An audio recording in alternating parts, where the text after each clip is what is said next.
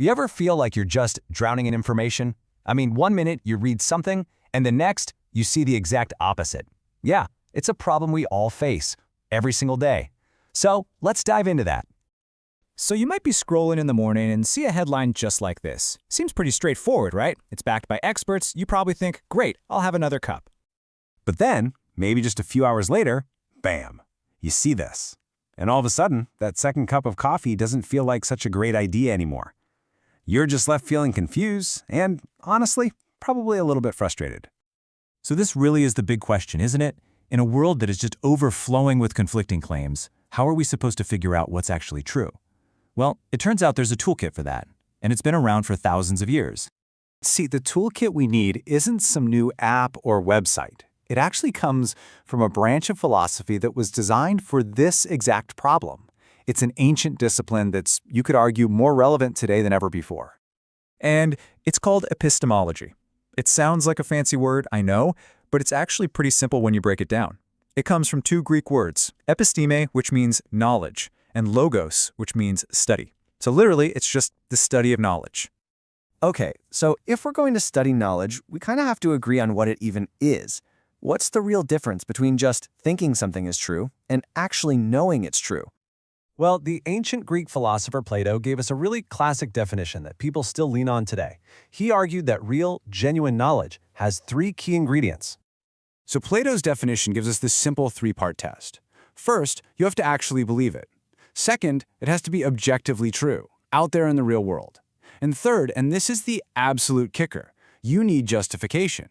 You need a good reason for your belief. A lucky guess? That just isn't knowledge. And this is where it all becomes crystal clear. An opinion is really just a belief, like saying, I think it's going to rain.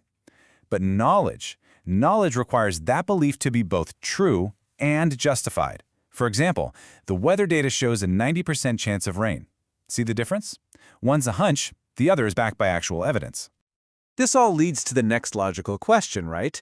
If knowledge needs justification, then where do we get that justification? How do we come to know things about the world in the first place?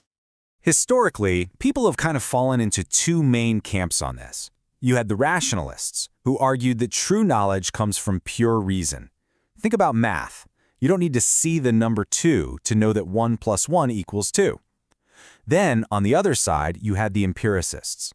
They argued that all knowledge starts with our senses, what we can see and hear and touch. Think of a scientist in a lab running an experiment. These two paths, reason and experience, are really the foundational ways we justify what we know. But wait a minute, what if our reason is flawed? What if our senses are tricking us? This brings us to the ultimate stress test for knowledge, skepticism. I mean, really think about it for a second. Have you ever had a dream that felt completely 100% real? So how can you prove with absolute certainty that you aren't just dreaming right now?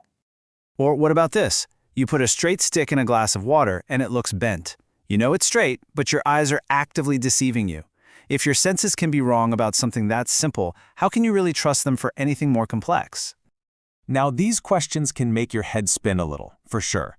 But the goal isn't to prove that we can't know anything. Instead, think of doubt as a tool. It's a powerful instrument that forces us to be way more rigorous and to find much stronger justifications for the things we claim to know. Okay, so let's pull all this back from ancient philosophy and into your daily life. Because this isn't just some abstract academic exercise. This is a practical superpower for navigating the world we live in today. I love this metaphor. It puts it perfectly. Epistemology is like the guardrail on a dangerous mountain road. It's what keeps our thinking from just flying off a cliff into falsehood. It keeps us grounded in what's real. And really, this all boils down to a super practical 3-question toolkit you can start using right now. The next time you hear a claim, just stop and ask yourself, 1, what's the source? 2, what's the evidence? And 3, is my belief in this actually justified?